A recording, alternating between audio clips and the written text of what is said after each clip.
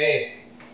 Short message lang regarding sa MacArthur natin for next year. Lahat ng kukuha ng MacArthur ring, sa mother club po kayo kukuha.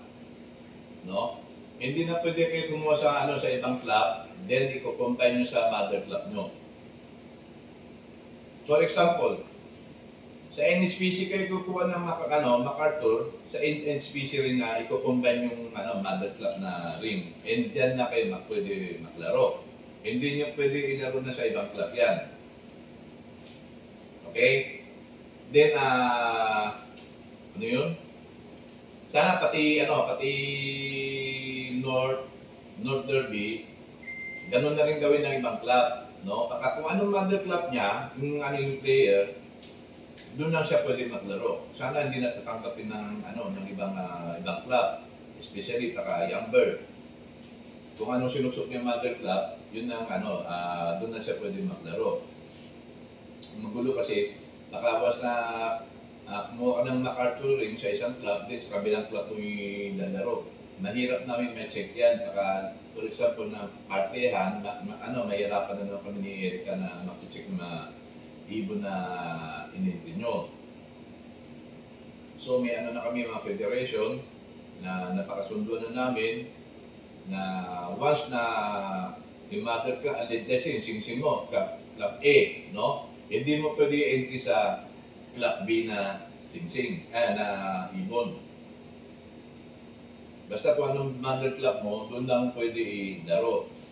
Then, MacArthur ring na old bird, kung walang pang-old bird na sing ang club na sinasalihan nyo, pwede kayo gumamit ng PHA na commercial ban. Pero kailangan original na PHA. Sa PHA po kayo kumuha o kaya sa tindahan ni Louis Chu. Yan, mga original na PHA. Baka po kayo kukuha na hindi nyo sigurado na original na PHA na pang-old bird. Madi-DQ din po kayo. Okay? Ano pa sasabihin ko? Nireklamo kanina sa group chat po. Ang daming tanong So ngayon, sana malino na po sa inyo, no? Kung anong club gusto na kung anong club na lalaruin nyo, doon kayo kukuha ng MacArthur. Doon po kayo kukuha sa iba. Doon po kayo kukuha sa iba.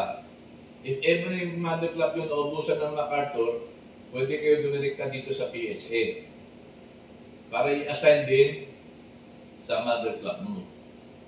Hindi huwag kayo kukuha sa club A, tapos ito-combine nyo sa club B na MacArthur.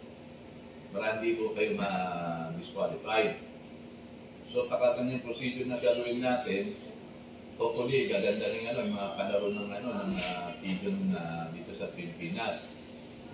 Sa resulta, makikita mo isang singsing lang ginamit ng bawat club. Diba? Hindi iba-ibang singsing na lumalawas sa resulta. So, hindi natin alam. Yung iba niya, baka dagit lang, kaya sinalo sa ibang club. Diba? Pinakamaganda niyan, ang resulta, isang club ban lang. Club name. May mga, kasi naki-entry ng mga dagit ng ibon Let's say, may dagit sila PHA. Kung sa in-entry mo sa ibang club yan, ay yung club owner, hindi naman alam na dagit yan, tinatanggap kayo Diba? So, for example, may dagit kayo PFC, ilalaro nyo sa NSPC, hindi malalaman ng NSPC na kung dagit yung ibon o hindi. That's why gusto ko mangyari, kung anong club ring nyo, doon kayo maglalaro sa club na yan. Naliwanag po. Sige.